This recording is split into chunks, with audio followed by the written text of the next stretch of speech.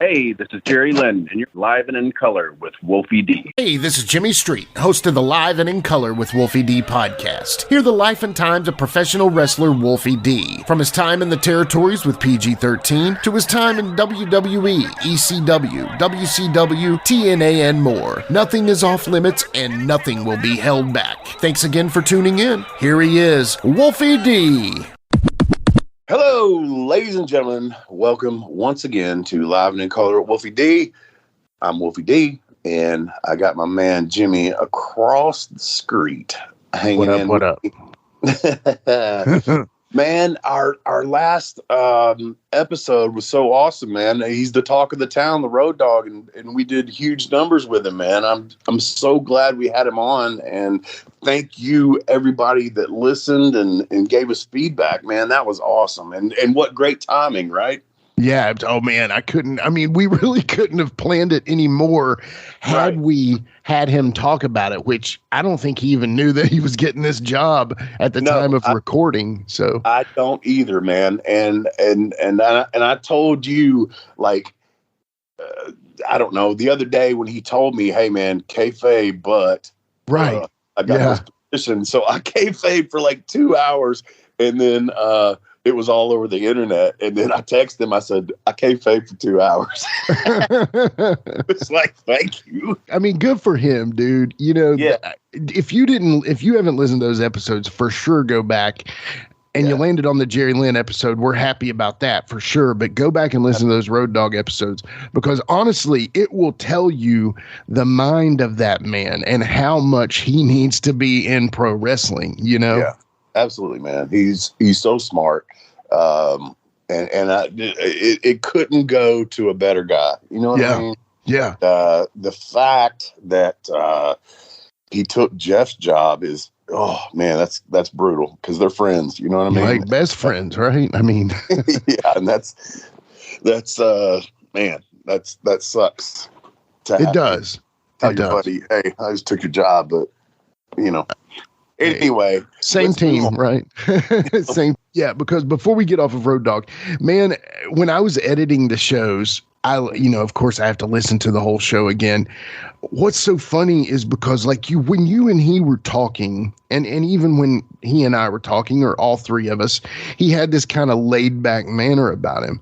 But if you listeners go back and listen to when we were turning it into the business stuff, he almost takes it to another gear.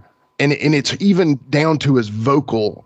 Like you can hear him really get it, like he is really fired up about the wrestling business. You know what I'm saying? So it's good that he's in it. We need people like him in this business, Absolutely, man. And I can't wait to see what's going to happen next, as far as WWE goes. I mean, honestly, you've got DX running WWE right now. So I know. That should be pretty cool.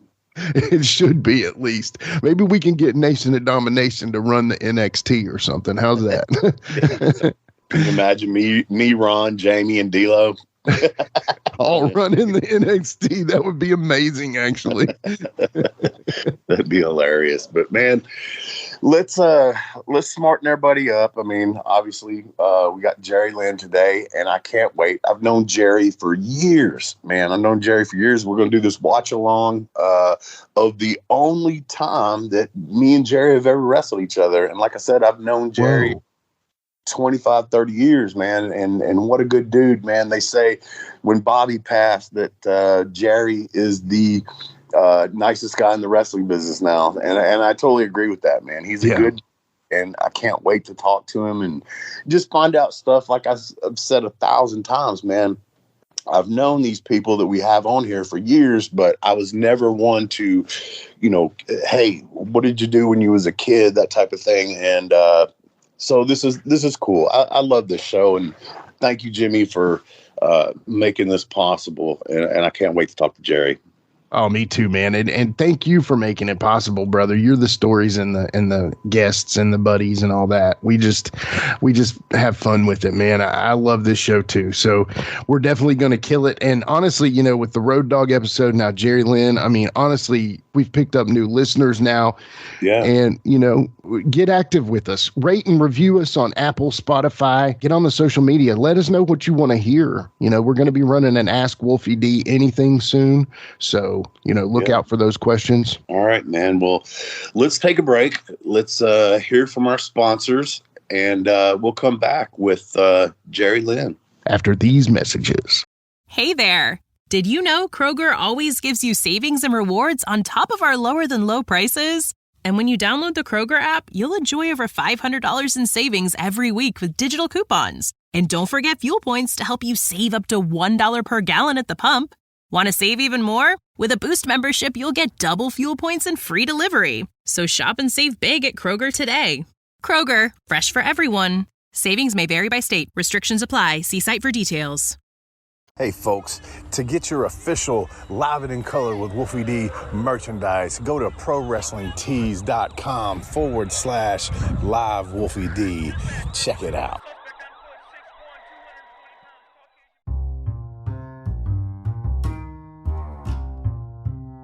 If you're listening to Live and in Color with Wolfie D on Apple Podcast and like what you're hearing, go ahead and leave a 5-star rating. And while you're at it, write a review. Tell us what you liked. Tell us what you'd like to hear in the future. It's very important to us and always appreciated. Thanks again. All right, folks, we're back. Thank you so much for listening to our sponsors. They mean a lot to us. And, man, I just cannot wait to introduce my next guest. I've had a lot of people on here, but this guy goes back with me, 30 years. And the funny part is he and I have only wrestled each other one time in that 30 years. I don't know if I should say Mr. JL, if I should say Jerry Lynn, or all the names that you had. Jerry, what's up, man? Oh, it's funny you say all the names I had. I really didn't have a lot. I think Mr. JL was the only other one, and I didn't come up with that name. I wanted to be called something else, but they slapped that on me without any thought, like about an hour before going live. What'd you want to be called? I was just throwing out names like the Phantasm or the Cyber Knight or stuff like that. Oh, that's good.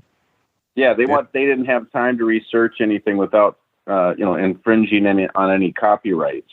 So right. That was thrown on me at the last minute, and I thought this is the beginning of the end. I just assumed it was kind of like a luchador idea. They were trying to kind of modify a certain luchador name on you. Well, but no, that makes sense. Yeah, it was my idea to come up with a mask gimmick because no one in the States at the time was doing one. Yeah.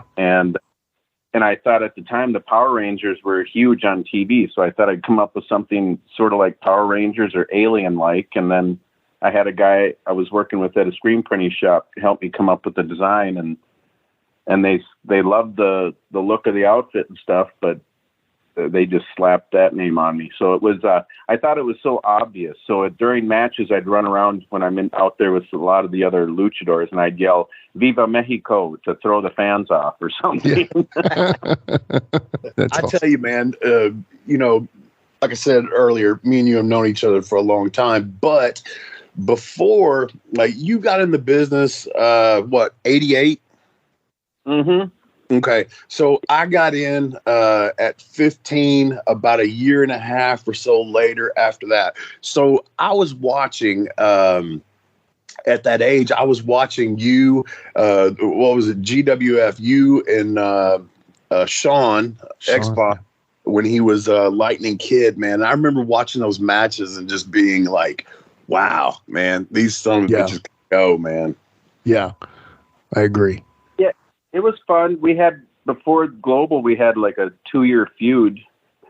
And then I think I had left and gone to and worked for the old Memphis territory, USWA, and then went back to Minneapolis. And then I'm trying to think that, and then we just restarted our feud again or continued it when I got back. And then Eddie Gilbert called and said, "You guys want to do your feud down here in Dallas?" We said, "Hell yeah." So yeah. Y'all had some great matches, man. And I actually, before I called you earlier, I kind of went back and just looked at it just to remember if it still looked like it did when I was that age and everything. And it did, man. You guys could go, and you were doing shit back then that like really hadn't happened yet. You know, that style, that fast pace, all the, you know, flips and flops. But you guys, and you till the end of your career, you did all that stuff. But the difference for me and what I see now is you guys sold. And that's just the difference. You still went fast, but you sold. Well, we loved all the different styles of wrestling. We would get together just about every day and watch tapes of what we could find of Japan and Mexico and England. And we just tried to incorporate it all together. And then, you know, and we, you know, we were tired of all these big gassed up giants just wanting to, you know, they were happy with just clotheslining and hip tossing and stuff. We wanted to make it a little more exciting. Yeah. Yeah. So, and that's how we came up with it. We just, you know, we wanted to make it fun for us too. Yeah. That's awesome. And watching you though, I mean, like I said, you sold, man, and that's just the difference of, and I really want to hear your opinion on this. I mean, because we know you work for AEW. We know on the internet, you know how the wrestling fans are. And now they've kind of, I feel like they kind of switched on AEW. Like that was the greatest thing ever. Now all of a sudden they're knocking everything. What do you think about the style that is AEW? And you know what I mean? What do you think about the style? Is there anything that you would fix, or do you think it's okay? I mean, no, there's a lot. I mean, there's certain things like, you know, the business every year changes and evolves, and the moves get more dangerous and spectacular, just like the X Games. Yeah. But you just get them all in where they belong in the puzzle. And we, you know, right now, like you said, selling is so important. Yeah. And we always hate the word fake, because we all know that the physicality in pro wrestling is all too real, and the human body wasn't. So, you know, we do get to do that. It does hurt, you know, and it does hurt. So I tell the guys, show out there in your match that it does hurt. Yeah. Otherwise, and you know, I felt like in my career, if I didn't sell and I didn't show that, man, this stuff hurts, I'm taking bumps for nothing and destroying my body for nothing. Right. And then the minute you don't show them that, or that it really does hurt, they do think it's all fake, and they just sit there on their hands and go, he's okay.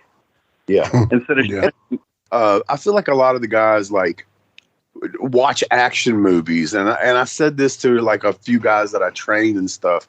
Yes, that all looks good, but let's remember they've got camera angles, they've got CGI, they've got all this stuff, and I feel like a lot of the guys are trying to do stuff like that, and you really can't. I mean, you know, in an action movie, it's like boom, boom, boom, boom, boom, boom, boom, boom. Oh shit, what just happened? But you know, and I know in wrestling, you can't do that. You have to let the people let each move sink in. You know. Well, when you do watch some of the older action movies, like say Die Hard, you saw Bruce Willis selling, and he was hurt, right? And they told the same story. You know, you establish who's the good guy and who's the bad guy, and there's heat and there's hope spots, and then there's the big, you know, it's the same thing. And they do show always the hero is hurt and damaged and in danger and in peril, you know. Otherwise, you're not going to care about that hero. And that's what's missing in wrestling a lot now. And when you watch certain matches, the guys who are selling and showing that this stuff does hurt, that's the matches that the crowd is really involved in. Yeah. Let me ask you this, Jerry. All right. So the move where Darby jumped off the ladder onto Jeff Hardy. Mm-hmm. My take on that was, it went viral. Yeah, I mean, hell of a bump. But to me, that should have been like a let's put this guy off TV for a few weeks because he's hurt. One of the two. Somebody. Yep. I mean, I know it hurt, but what I'm saying is storyline wise, they just built it into the match. And see, I don't like that, man. That's what I'm saying. Like, sell that shit. That was an incredible, crazy bump. Why would you waste it like that?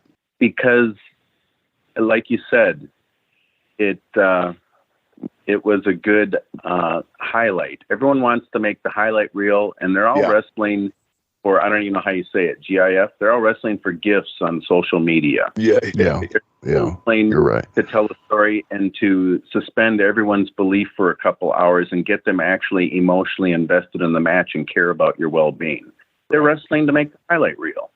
Yeah. And I've compared it to regular sports because you see guys say, I've always made this analogy. You'll see people in the outfield in baseball just try and reach and be fancy and do a lackadaisical catch and make it look like it's no effort, instead of kneeling down in front of a ball in case it takes a funny hop and blocking it with your body. Everyone wants to make the highlight reel in everything, instead of really grounding yourself in basic fundamentals, which is what really makes you a better player or a better worker or a better wrestler and everything is basic fundamentals. That's what makes a difference between, to me, and being indie-rific or looking professional.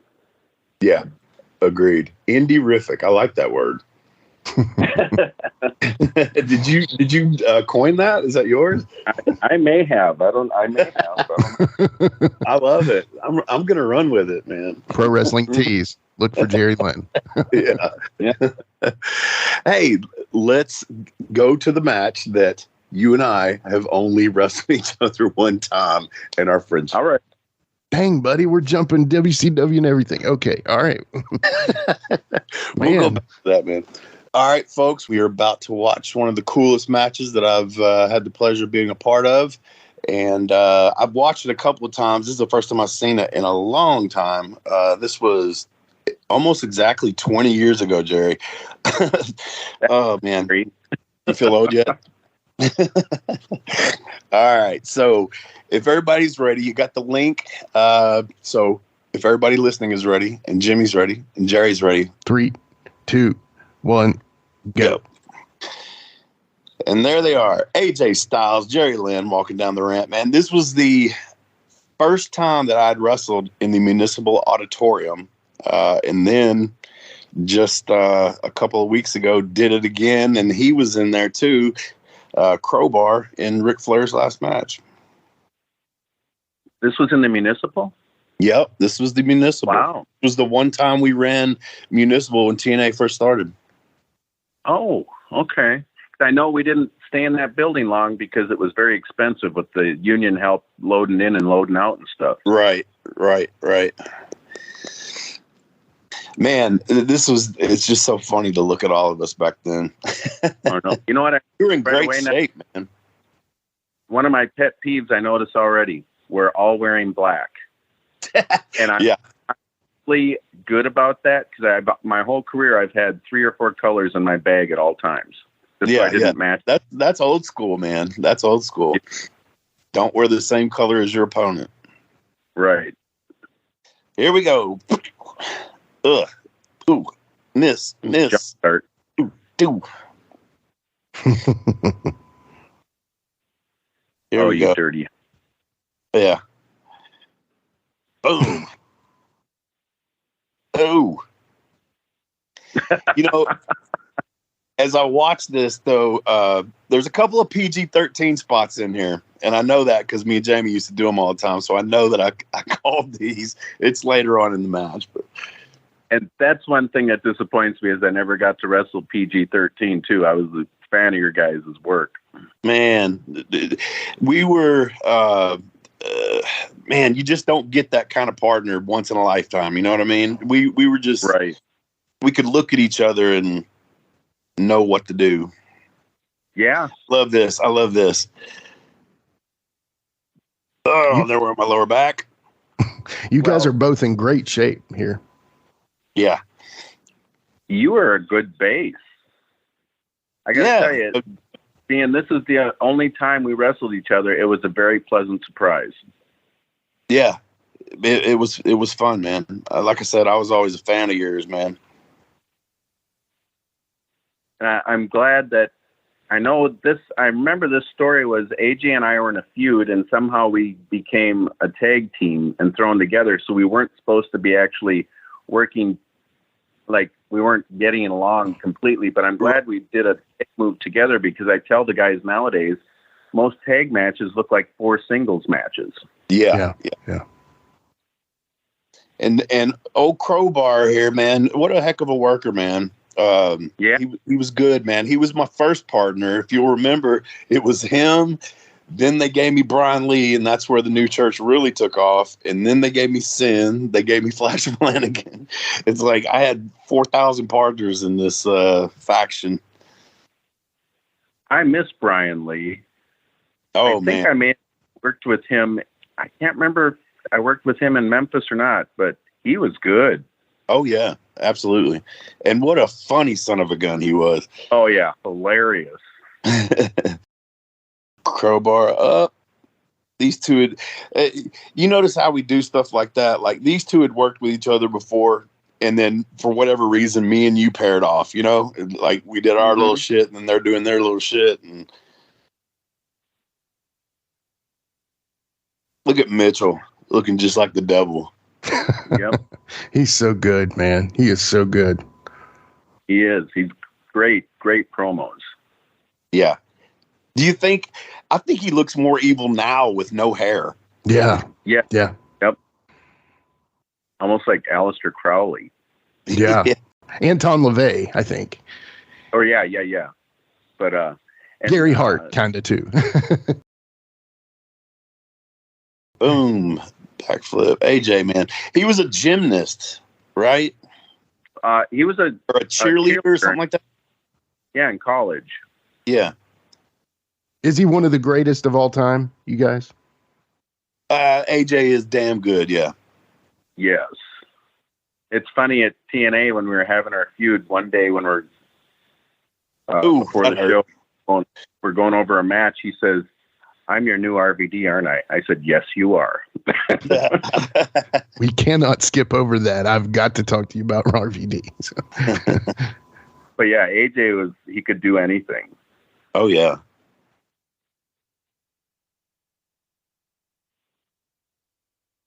Crowbar was a baby face before this. Remember when he was Devon Storm? Yes. He wore that all green outfit, or yeah, I think it was greenish. Yeah. He is a physical therapist now. Yeah. He's doing really well for himself. Ooh, that hurt. Mm. Those are just that stiff chop. Just. I like the ones that make a loud noise instead of the ones that sound like a sickening thud. Yeah, exactly. Here we go. Nope. Look how agile he is. And watch this. I remember this. Look, AJ recovers on this because he almost slips. Watch. And that's why the drop kick was low, but he recovered. Yeah. Mm. He was like a cat. He could adjust in midair. Yeah. I always hated taking a monkey flip. It's one of the weirdest things ever. It's almost sort of like a backdrop where you got to keep your chin up till that last second. Right. Some people could take them real good. Now here comes the PG. Boom. Drop kick into my partner. That's a JC Ice and Wolfie D right there. And then this one also with the double gimmick here coming up. And it's so funny. Crowbar catches him. Look, AJ, grab me. Hold me. Now, this pisses me off coming up right here. You backdrop me on the floor, and I do not take floor backdrops. I take a high in-ring backdrop, and they go to a replay. Oh, of all times to go to a replay. And I took that son of a bitch high as hell. A bump for nothing. Yeah, absolutely. Too bad they didn't have the double box. Right. Yeah, for sure. Here we go.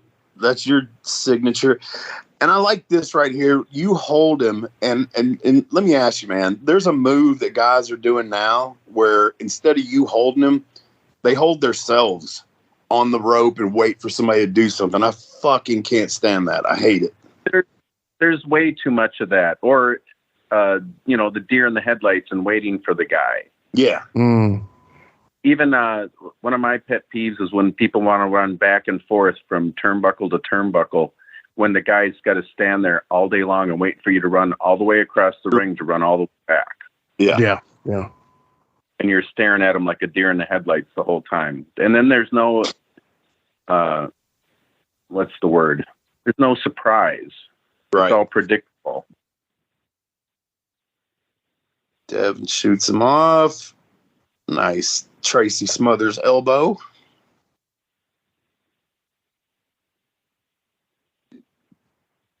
I always hated that. I don't know where your fingers have been. Don't stick them in my mouth. That and the spitting. Just pantomime the spit. I'll sell it. Yeah, don't spit on me.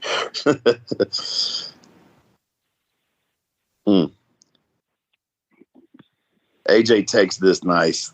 Look at that. Ugh.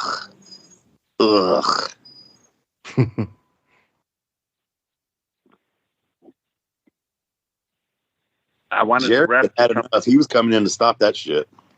Well, yeah. I stood out there while two guys are double teaming my guy. I wanted the ref to come to me sooner, though. I love this, though. This is the first time I did this on TV, and I did steal it from Al Perez, and they said that as soon as I do it. Shades of Al Perez. I remember that move from back in the 80s, man. I love that move. That's what's great about Mike Tenay. He's an encyclopedia. Yeah. Oh, absolutely.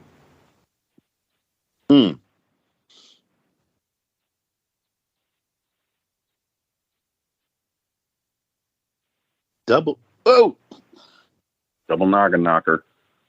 Yeah. And then a slobber knocker clothesline. Yeah. Uh-oh. Jerry's fixing to get the tag. Got to work that apron. Oh, shit. Oh, jeez. I almost didn't get him over. I know. That scared me. I should have just... Tornado. Oh, nice base.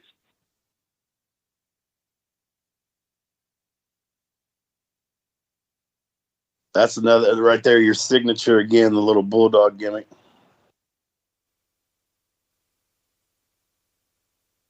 I can't remember who I stole that from. Maybe Mysterio. I don't know. Could have been. This is a great match, guys. Oh, I love this match. This is good. Yeah, we gave him some good action. Yeah.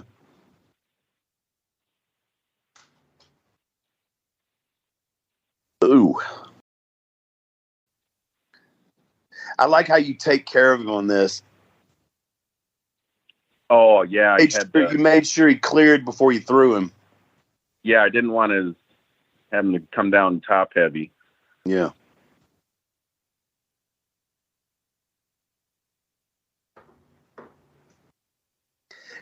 And so much of the stuff I see today, it looks like they're working together to do the move. And I haven't seen anything so far with us that looks like we're working together. It just looks fluid, Yeah, that's one of the. I tell the guys, even if you've got a fancy flip-floppity do, make it look like it could happen. Oh yeah, he almost missed him. Good camera angle on that, actually. Yeah, because he only hit him with his legs, I think. Still looked phenomenal, the AJ Styles. Nope. Good match, man. Thank you. Well, thank you. Yeah, it was. It was fun. You looked a little ticked there. That's good. I like how you're selling that. Well, we were doing the deal where he was the rookie and he was soaking up all the glory. And yeah. All right, we'll be right back after these messages. Let's take a quick time out and get a word from one of my dope-ass sponsors, and we'll be right back with more Live and in Color with Wolfie D.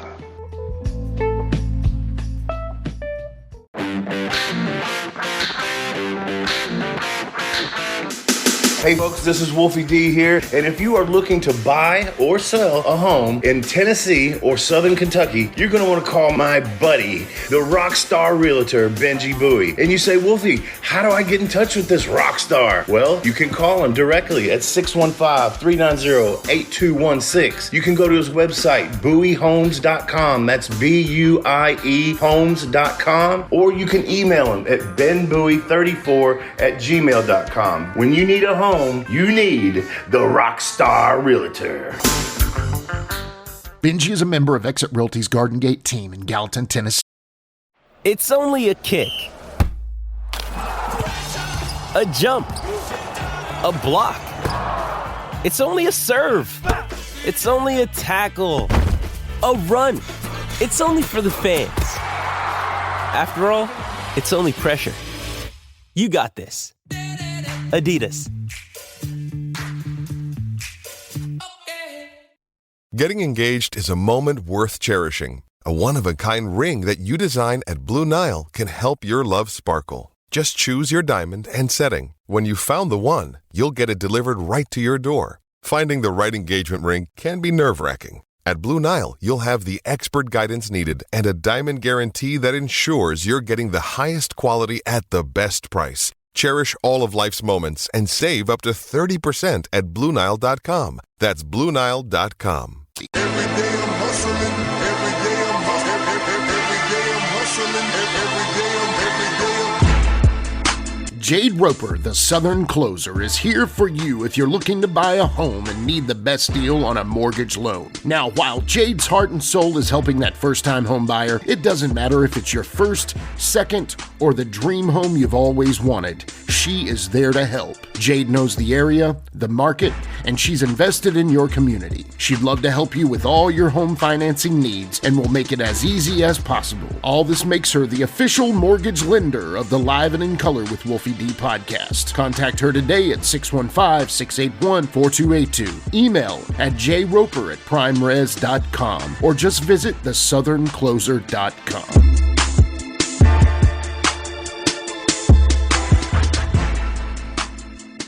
NMLS 1794506. Licensed in Alabama, Florida, Georgia, Kentucky, and Tennessee. Powered by PRMI, NMLS 3094. PRMI is an equal housing lender. All right, Jerry, one thing that I wanted to talk to you about, we talked about movies and action movies earlier. Tell us about your experience with the Crossing the Bridge movie. Oh, wow. Well, Ed Starkey was friends with, I cannot remember his name. I think his name was Cal. He was a big stunt coordinator in Hollywood, and they were shooting a movie in Minneapolis, and he told them about Sean and I and our matches and fights and stuff. So he actually came out to watch one of our matches at that one bar show we would run once a month. Yeah. And he liked it and wanted to use us in the scene in the movie. So I found out Hollywood's not very glamorous. We shot it it was a night scene, so we shot it in a high school parking lot in Edina from 6 at night till 6 in the morning. And we had to do 25 takes. They would set up everything and do a certain camera angle, and we do 5 takes each, then tear everything down, reset it up for another angle, and over and over. And for effect, they would wet the asphalt so it would shine, the lights would shine and stuff for the night scene. And I had to get thrown down pancake face first every take. And so after every take, they had these 2 girls with these like hair dryer heaters that would come over and quickly try and dry my clothes off as fast as they could. And I halfway had another whole set of clothes for me to change into because it was hard to, after every take, to get me completely dry. Yeah. But so I found out it wasn't all that glamorous, but we both got beat up by Jason Gedrick, who is also, he started in the first Iron Eagle and I don't know how many other shows. Yeah. I think one of the others was in it. And so it was interesting. And here's a funny little thing. So this was in the middle of our feud. And one of the local commentators, Mick Karch, had a show, a weekly show called Mick Karch's Body Slam Review. I think it may have been on a community access channel or something. So we would go on there and do interviews and stuff to further our storylines. And so we did a thing. I had to get my hair cut to a certain length because of the time frame where the movie took place and all that. And so we did a thing on the show, on Mick's show, where him and his manager jumped me and held me down while Sean started cutting my hair off. So on the set, when I had to get my hair cut, I saved all my hair. And Sean was good with computers, so we went to Kinko's and he printed up these certificates of authenticity.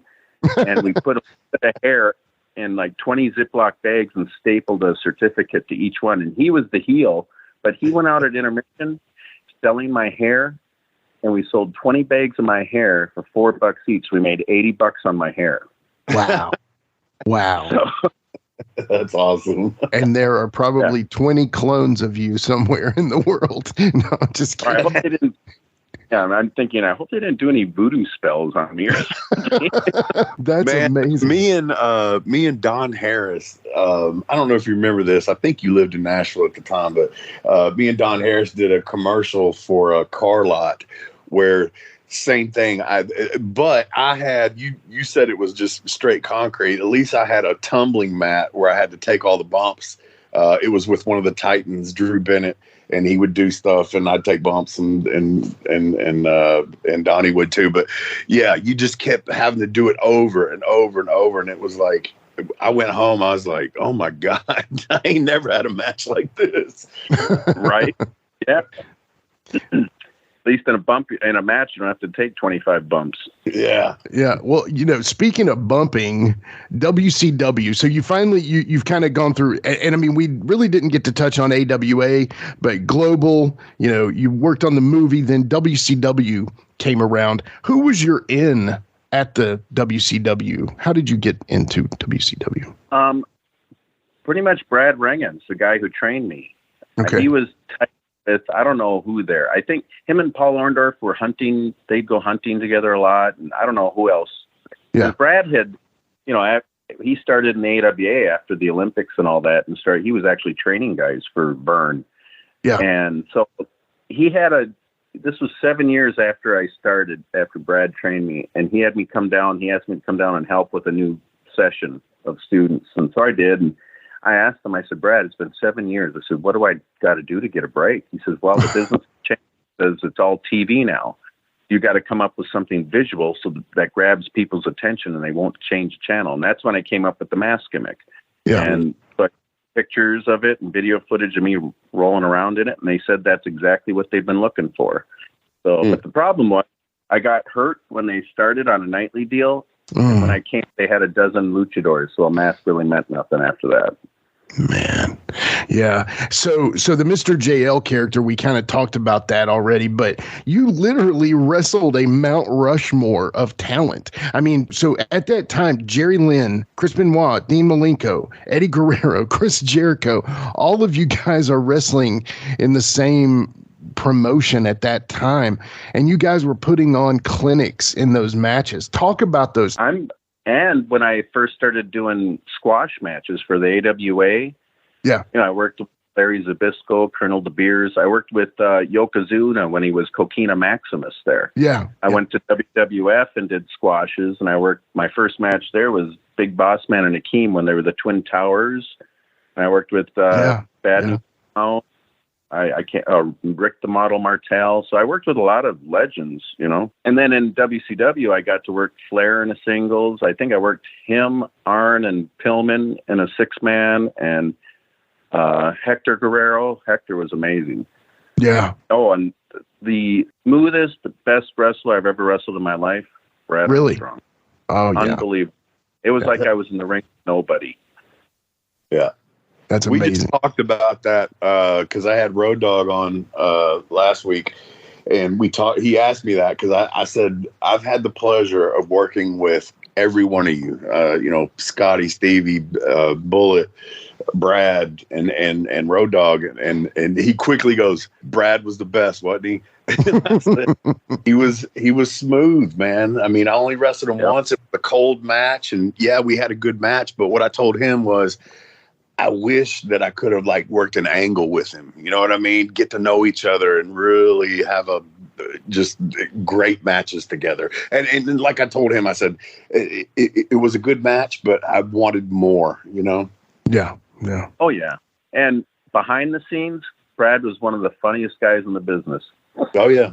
So after the WCW run, you then lead to ECW, and quite possibly, in my opinion, it's one of your greatest feuds. I think I'll ask your opinion on that. But with Rob Van Dam, you guys, it seemed like you all had the same mind. Talk about that as far as the feud with Rob Van Dam. Well, it's funny. Like when I got there, I don't think Paulie knew where I all wrestled and everything, because I think I only wrestled Sabu once in a singles match in ECW. And initially Sabu came up to me and said, yeah, Paulie wants us to only go 5 minutes. He goes, F that. Because I'd wrestled Sabu in Minneapolis and in Japan, and I don't think Paulie knew that. And then with Rob, I heard the same thing. He said he wanted him to eat me up in 6-7 minutes. And Rob said, no, I think we can do something good here. Yeah. So after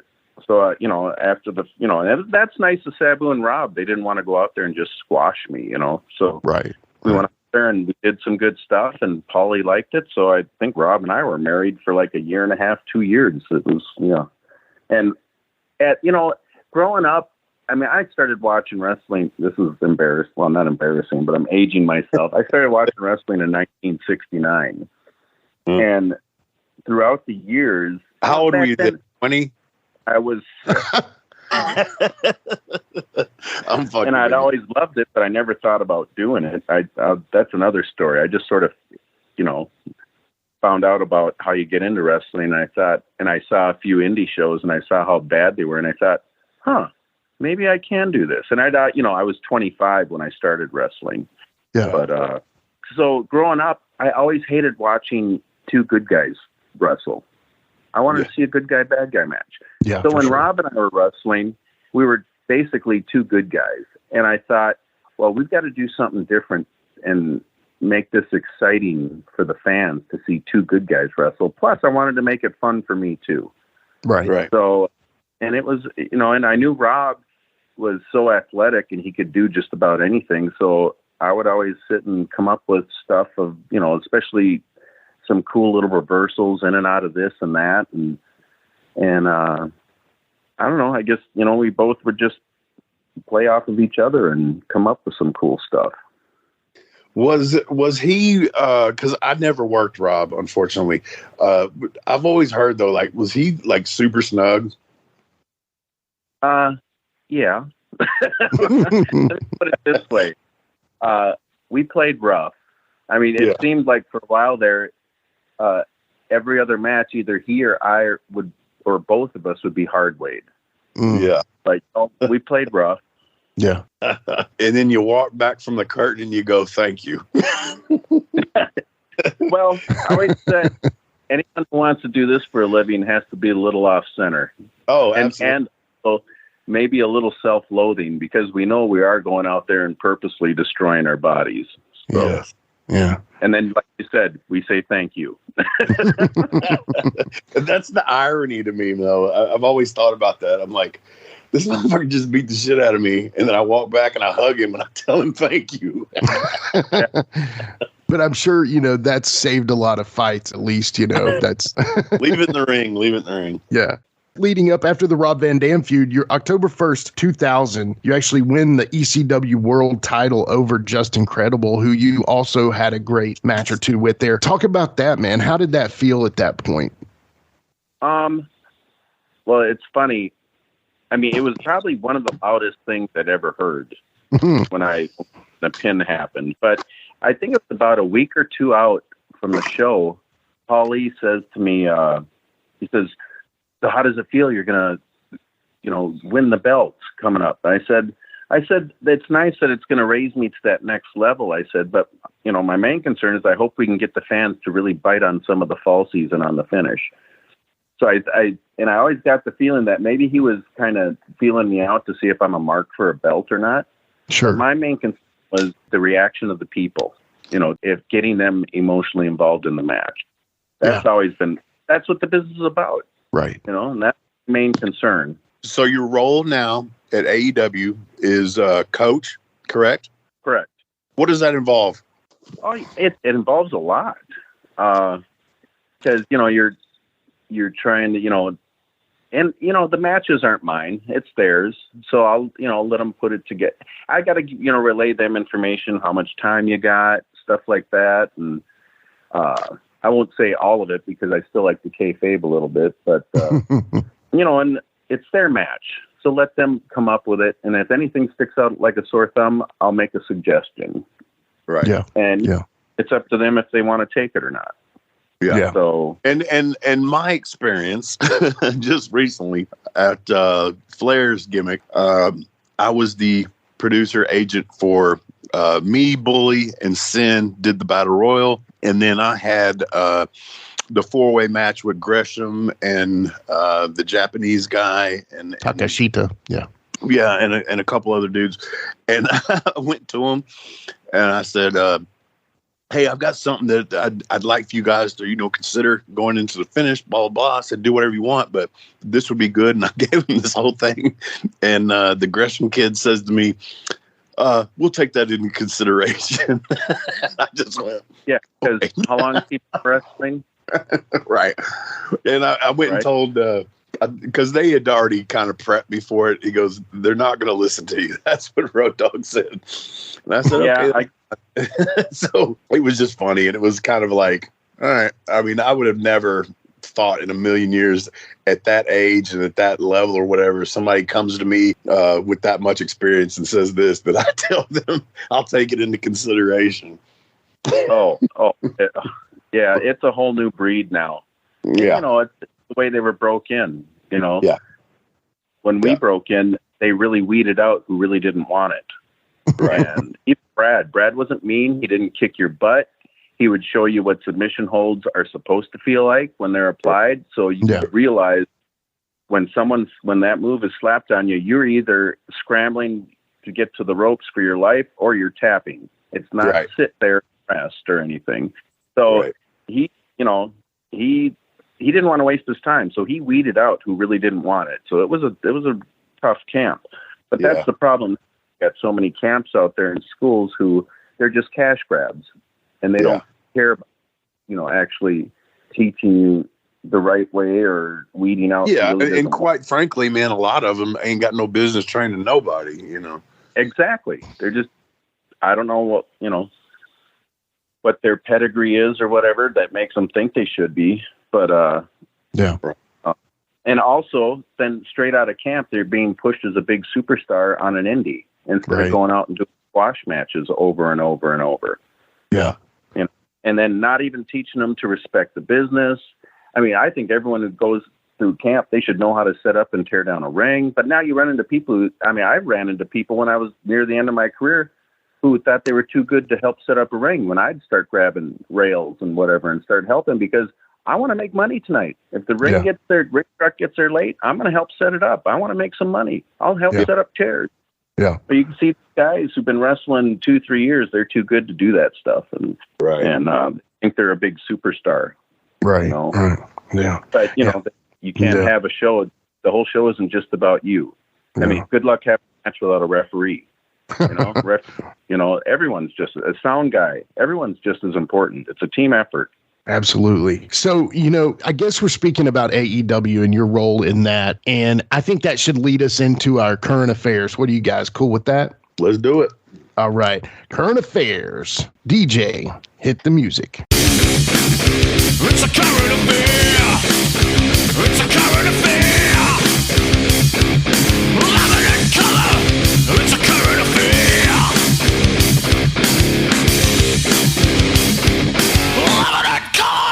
All right. We're back with Current Affairs with Jerry Lynn. And Jerry, obviously you've been all over from AWA to AEW. So to kind of take advantage of you being an employee of that company, I'm going to ask you a few questions about AEW. So right now in AEW, current as far as it is, what do you think is the future of Ring of Honor in your opinion? Is it going to continue to be a separate thing, like an entirely different entity, or could it become like a SmackDown, to AEW's Raw, that kind of thing? What do you think about the future of Ring of Honor? I think it should be a separate entity. And then, because I love the way we did the Forbidden Door pay-per-view. I always thought Vince really dropped the ball when he owned WCW, ECW. Then he could have kept each one separate and once a year have a big interpromotional pay-per-view. Absolutely. But Vince's ego wouldn't let that happen because he'd never put another brand over a WWE wrestler. Yeah, absolutely. So we have a really good a chance to do some really cool stuff, keeping it a separate entity. And then each year, even hopefully if we have a business relationship with New Japan, just have one big interpromotional pay-per-view every year. I think it would be a very successful thing. Yeah, I agree. Do you think they'll eventually have their own show on a TV station? I don't know if they will or how it will get streamed, but I would think that if he's going to keep it up and running, and I would think he's going to keep it up and running if he bought the company. Yeah, and right.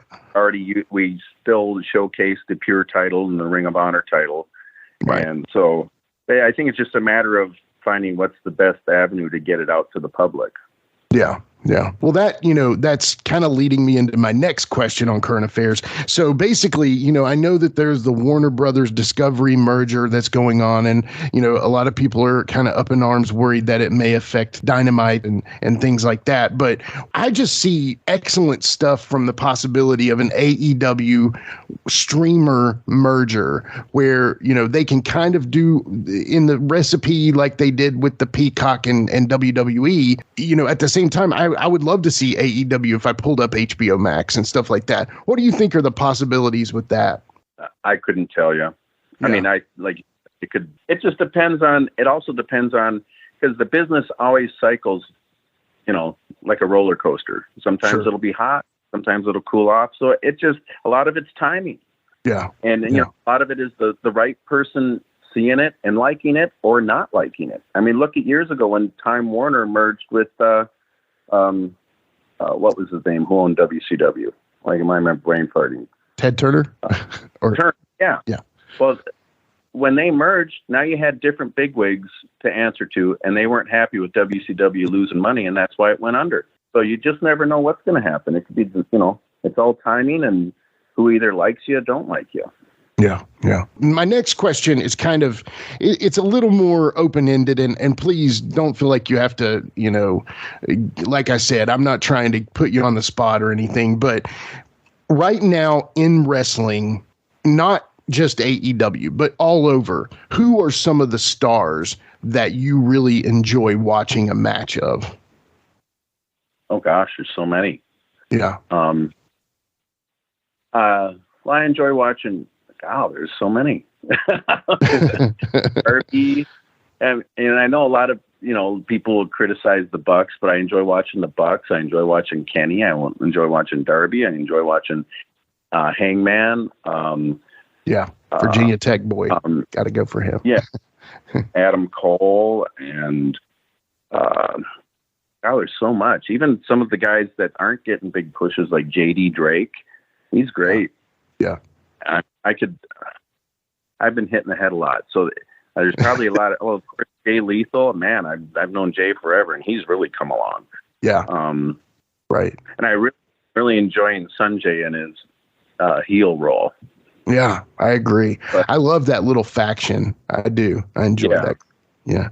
That big heater dude. That, when JR first saw him, JR and his, I'm never going to imitate JR, but he said, that's the biggest son of a bitch I've ever seen in my life. And I was like, that's so great, One of the biggest son of a bitches I've ever seen. And I enjoy watching Orange Cassidy. Yeah. And I know a lot of purists out there. Oh, I hate that and blah, blah. But when you think about it over the years, there's always been one guy who's been sort of a comedy gimmick. Right. And the thing is with Orange, he can go. Yeah. You know? Right. Yeah. And I didn't, I'll be honest with you, man. When I first saw him, I didn't get it. And I don't really watch wrestling. So I had to like go and then watch. And then, like you said, he can go. I just didn't get it at first. And you know, again, like you said, there's always been that comedy gimmick. Fuck, me and Jamie, when we first started, that was our shit, was just doing funny shit at first till we switched babyface and then started, you know, trying to carry the fucking promotion. But it was different, you know. And I'm going to ask you this, because I always ask about this. What is your opinion on Danhausen? I knew he was going to ask. I knew. I was hoping. I was telling someone, I miss when we would have Orange Cassidy just show up in the strangest places. Yeah. Like when someone brawled and busted a door open, there was Orange Cassidy standing there.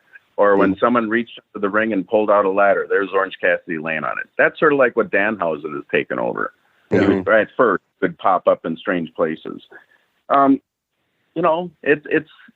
I always said, every fan likes wrestling for a different reason. Some people like the scientific wrestling. Some people like the hardcore death match stuff. Some people like a good guy, bad guy match. Yeah. And some people like comedy gaga. So if you want to draw a bigger fan base, you have to give them a variety. We have to be a 3-ring circus. We can't cater to just one type. Otherwise, you're not going to grow. Yeah. And so I think you have to give a variety if you want to build a larger fan base. So on him though, I guess my real question is like, he's a very popular character. What do you think they should do with him? Because I'll be honest with you, when I first saw him and everything, I love the interviews. I love his delivery, all that shit. And then, and I've said this 100 times on here, I was like, should I watch him wrestle? And then I did, and I was like, nah. So I don't think they should put him in the ring, really. I mean, that's just my thing.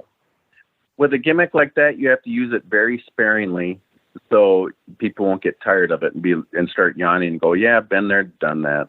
Right. You know, you be careful with characters like that. Honestly, I could see him as the next Pee Wee Herman. I mean, I really could see him as the next Ernest P. Worrell. I mean, I could see him as this character that could be in movies. I mean, theoretically, he has great timing and comedy, you know, so. Well, he could be the next Van Gooley. Totally. Perfect example. Yeah, that would be perfect, actually. So, anyway. Well, you know, that pretty much is it for current affairs. You know, Jerry, definitely appreciate you coming on the show today. Jerry, do you have anywhere where the people can get in touch with you if they want to buy merchandise, anything like that? Well, I do have a few shirts at Pro Wrestling Tees, and then I got my Twitter handle. It's It's Jerry Lynn. Otherwise, I don't have really an email or a web page or anything like that. I've always been horrible at networking myself, but now I'm to the point where I really have to. It's a pain in the ass. Right? It's a full-time job. When they got Facebook. Do you still have the shirt that I designed for you? Which one? I think I do. Remember the one that says sacrifice and all that? Black and white? That's on my Pro Wrestling Tees site, and I have one hanging in my closet. That's awesome. Yeah. I still got one too. So, folks, check that out. You can go to Pro Wrestling Tees. You can get a T-shirt of Jerry Lynn that was designed by yours truly. Thank you once again, Jerry, for coming on, man. It's been a while. You were supposed to come see me at the Ric Flair's last match, and you didn't. So I'm kind of hot at you, but whatever. I know. I have been on the road so much. I love you, my friend.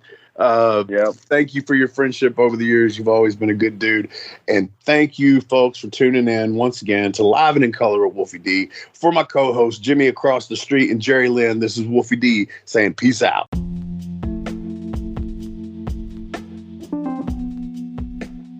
And now a word from our sponsor.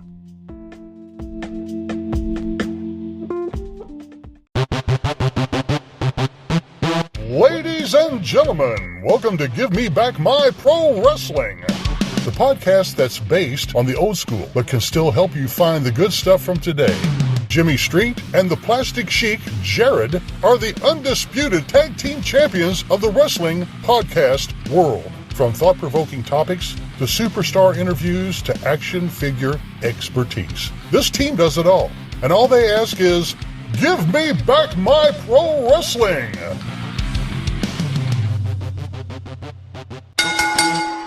Every other Thursday, wherever you listen to podcasts. If you're a fan of rock music, I'd really appreciate it if you took a moment to check out my podcast. It's called the Decibel Geek Podcast. We've been doing it for about 10 years now. We talk about Kiss. We talk about Ozzy. We talk about Motley Crue and Guns N' Roses and Metallica. We talk about all the legends from the 60s and on, up to brand new bands that you should be hearing about today that you're not going to hear on the radio. It's Decibel Geek. Wherever you find your podcasts, you'll find us there. If you love rock and roll, I can almost guarantee you're going to love my show.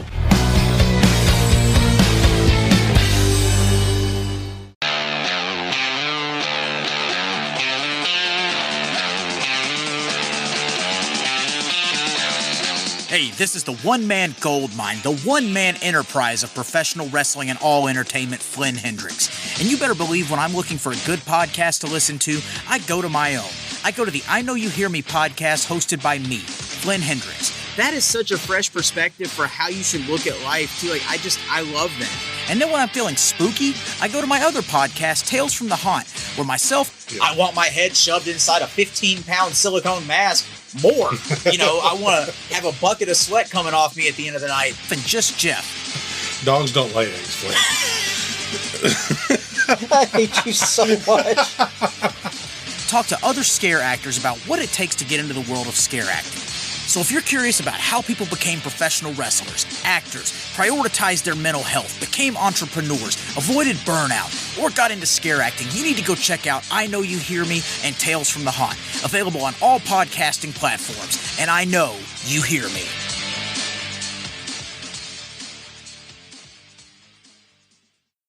If you're a pro wrestling fan, there's something for everyone at the Cheap Heat TV Podcast Network. From the Pro Wrestling Discussion Show, Cheap Heat TV Live, to the interview show, the Jackson Interaction Podcast with the king of all wrestling media, Gene Jackson, to the silliness of the Whitey Jenkins Show, and the brand new Zip, Xander's Irresistible Podcast with Charles Anders. You can check them all out and much more over at cheapheattvlive.com.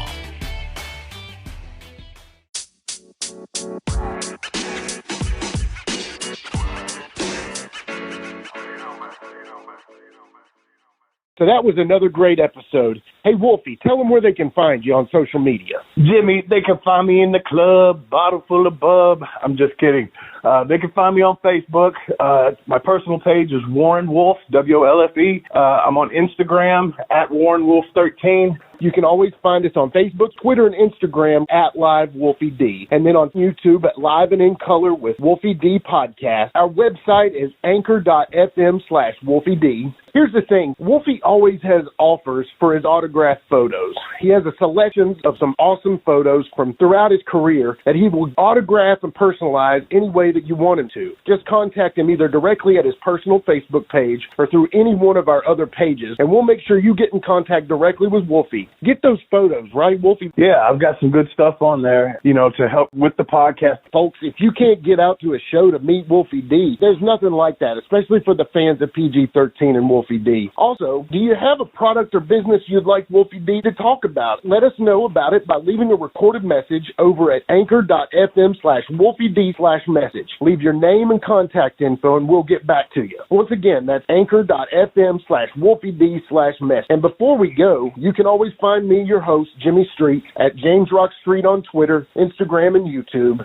And hey, Jimmy, before we go real quick, I just want to add in there, from the bottom of my heart, I really appreciate, first of all, the work you've done for this podcast. You have worked your butt off. Secondly, the people that are liking the page. Beyond that, even more, is the people that are listening. And we really appreciate that. Yeah, and remember, guys, the podcast drops a new episode every Monday at noon, and our past episodes are streaming now on demand on all major podcast formats. Thanks again. I got a cap for your dome. He got a cap for your dome. I got a cap for your dome. He got a cap for your dome. Your dome. He got a cap for your dome. And here we go. The original white boy that came out sagging, not bragging, don't be hating, cause I'm spitting the truth. Still livin' in color, bum rush your mother, utilize a hubcap, unlike any other. Back in the day, I was N-O-D, and I was P to the G, plus the 1 and the 3. In case you forgot, they call me Wolfie D. Been cloned and copied so many times, tired of suckers taking credit for what is mine. You know who you are without me name dropping. Wrestling's first white boy coming out hip hopping. Been doing it like this since 92. Laid low for a while and you thought I was through. Listen real close to these rhymes that I've injected. This shit's so sick it makes your ears get infected. Mad skills, no faking, there is no one great. Cause I'm bringing more folks than Obi-Wan or Vader. Not here to play games, so you better beware. You don't like me, so what?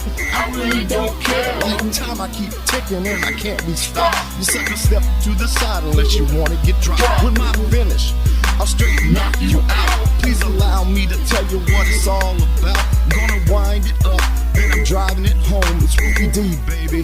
Huh, I got a cap for your dome. I got a cap for your dome. We got a cap for your dome. We got a cap for your dome. This has been a James Rock Street production.